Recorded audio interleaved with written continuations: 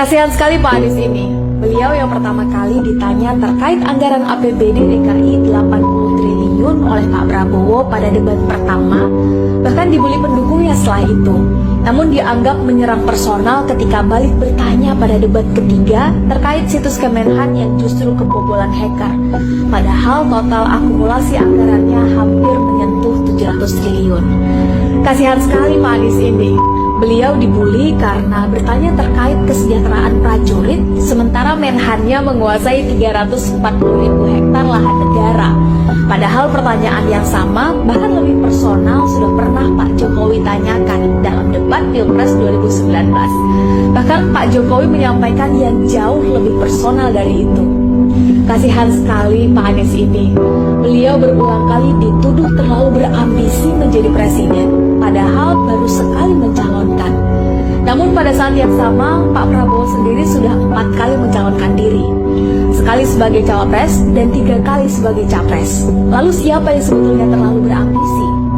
Kasihan sekali Pak Anies ini. Beliau yang dituduh tidak memiliki etika dan tidak berhak bicara tentang etika. Namun di saat yang sama, cawapres Pak Prabowo terpilih lewat proses yang sudah diputuskan melanggar kode etik berat lewat sang paman, sang ketua MK. Kasihan sekali Pak Anies ini. Beliau dituduh pengkhianat, padahal sudah memenuhi komitmennya untuk tidak maju pada Pilpres 2019 berhadapan dengan Pak Prabowo, lalu memilih mengabdi di Jakarta sampai masa jabatannya usai.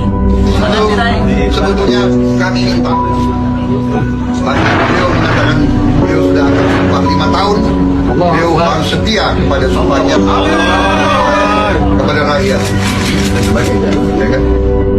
Ini yang Anda maksud Mas Anies? Ya, jadi ketika kita berbicara itu konteksnya 5 tahun kemarin, bahwa saya berkomitmen untuk di Jakarta, saya tidak akan kemudian mengkhianati komitmen saya juga Pak Prabowo, bahwa 5 tahun saya akan di Jakarta dan itu saya selesaikan. Padahal dalam kasus lain, Pak Prabowo juga dianggap mengkhianati janjinya untuk timbul tenggelam bersama rakyat yang memilihnya. Namun tiba-tiba masuk kekuasaan begitu saja, seolah lupa dengan janjinya. Kasihan sekali Pak Anies ini. Beliau harus terima videotronnya dengan paksa diturunkan. Acaranya banyak dibatalkan. Berulang kali dapat ancaman penembakan dan menerima banyak ungkapan kebencian. Menimbulkan banyak pertanyaan, kenapa sebegitunya dianggap sebagai ancaman? Bukankah sang penguasa sudah yakin akan menang 1 putaran? Yang jelas semua ini tentu harus dihentikan. Ketidakadilan dan perbedaan perlakuan tidak boleh terus dibiarkan. Semangat perubahan tidak harus selalu dianggap sebagai ancaman. Prinsip pokoknya Anies harus selalu salah dan semua salah Anies tidak boleh terus dipaksakan dan dilestarikan. Bukan begitu teman-teman? Yuk, gaskan!